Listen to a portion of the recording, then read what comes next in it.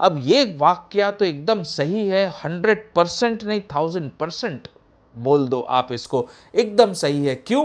क्योंकि तिरुपति तिरुमाला में जब श्री राम लक्ष्मण जी मनुष्य वेश में आए मुझसे मिलने के लिए, तो वहां तो मैं उन्हें पहचान गया अपने प्रभु को, लेकिन प्रभु की आज्ञा ऐसी थी कि मैं पूरे बड़े भीड़ में उन्हें आलिंगन नहीं कर सकता था, उनके चरणों पर गिर नहीं सकता था, लेकिन अंतर मन से मैंने उनसे वार्तालाप बहुत की। ऊपरी मुख से भी मैंने खूब वार्तालाप की उनके साथ में, उनके दर्शन पाकर मैं वहां धन्य धन्य हो गया। लेकिन जब दोबारा मैं नीचे तिरुपति में कपिलेश्वर महादेव मंदिर में गया शिवरात्रि के दूसरे दिन, और वहां राम कथा करने के बाद मैं जब वहां पहुंचा और इस घटना को रिकॉर्ड कर रहा था कि तिरुपति तिरुमाला में कैसे मेरे राम और लक्ष्मण जी से मनुष्य रूप में मुलाकात हुई, जिस प्रकार तुलसीदास जी की चित्रकूट में मुलाकात हुई थी, इस घटना को जब रिकॉर्ड करा था, उस समय श्री राम और लक्ष्मण मुझसे मिलने के लिए बाल रूप में आए, दोनों मनुष्य वेश में आए। ऐसे गार्डन में जब वो प्रवेश करने वाले थे, उससे पहले सारे लोग बगीचे से गायब हो गए, और जैसे जैसे एक एक मनुष्य बगीचे से जाता रहा, वैसे वैसे वानरों की संख्या उस बगीचे में बढ़ने लगी। गार्डनर तक सो गया, जो टिकट चेकर था मेन गेट एंट्री पे, वो भी सो गया, निद्रा में चला गया। और तब प्रभु ने प्रवेश किया बालक रूप में।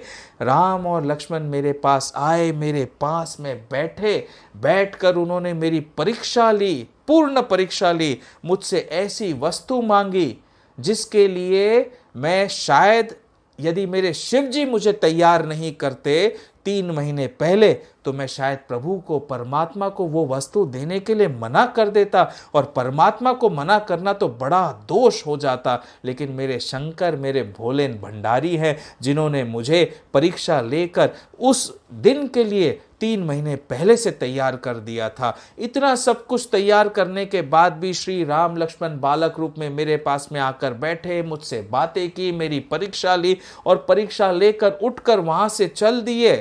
तब तक भी मैं प्रभु को पहचान न सका कि वे साक्षात राम और लक्ष्मण आकर मेरे पास में बैठे हैं।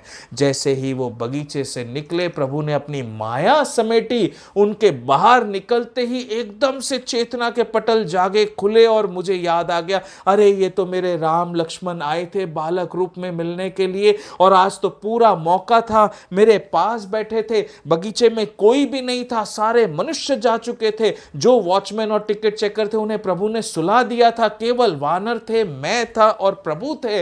मैं तो उनके चरणों से लिपट कर रो सकता था, उन्हें देख सकता था, लेकिन प्रभु ने मुझे वहां पर जनाने नहीं दिया। वही वाल्मीकि जी यहां पर कह रहे हैं, सोई जानई जेहि देहु जनाई, जानत तुम ही होई जाई। जो आपको जानना चाहता है तो वो वही जान सकता है जिसे आप उसे जनाना चाहते हैं, और जब वो आपको जान जाता है तो वो साक्षात आप ही बन जाता है, आप ही का रूप बन जाता है।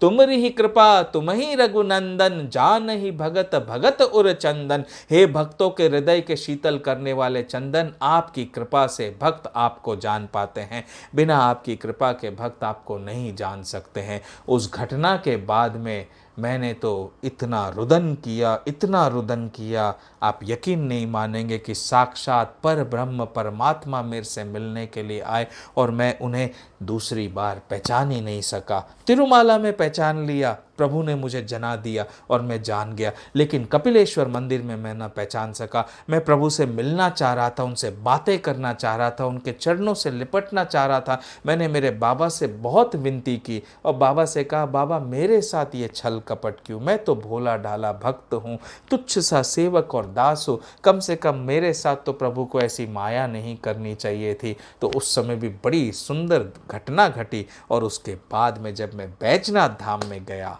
वहाँ भी अत्यंत सुंदर ऐसी घटना घटी कि साक्षात श्री राम लक्ष्मण और माँ सीता मनुष्य रूप में फिर आए मुझसे मिलने के लिए।